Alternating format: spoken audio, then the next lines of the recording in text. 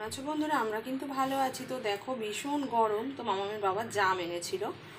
তো মামামের জন্য তো মুখে দিয়ে জাম কামড়ে কামড়ে খাবেই না, তো সেই জন্য ওকে আমি রস চিপে রসটা দিয়ে দিয়েছি ওকে, যাতে ও খেয়ে নেয়। রসটা গ্লাসে করে দিয়ে দিয়েছি, ও খাবে। তাও ও খেতে চায় না খুব একটা, তবুও জোর করে আর কি ওকে আমার খাওয়াতে হবে, না হলে তো হবে না। জাম খাওয়া খুব ভালো। তো এখন ভাবলাম যে এগুলো যখন আছে, এগুলোকে দিয়ে একটা কিছু করি। তো এটার মধ্যে জাম দিয়ে বরফ বানাবো। দেখো কি সুন্দর লাগছে না দেখতে, বেগুনি বেগুনি, কি সুন্দর না?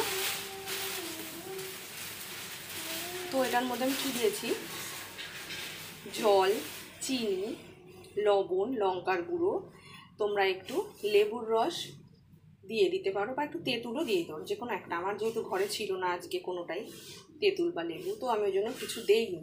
তো এটার মধ্যে যদি তেঁতুল বা লেবুর রস একটু দিয়ে দাও আর কি, তাহলে টক টক ব্যাপার থাকবে। জামটা মিষ্টি, তো টক নেই, তো একটু টক টক হলে বেশি ভালো লাগতো।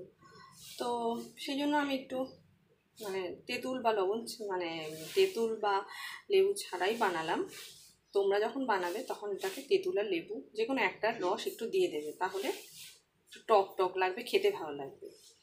আমি তো বানিয়েছি, দেখা যাক। এটাকে এখন ফ্রিজে রেখে দেবো, তারপর দেখা যাক কেমন হয়। তো তোমরা কিন্তু বানিয়ে খেয়ে দেখতে পারো, খুব ভালো লাগবে আমার মনে হয়।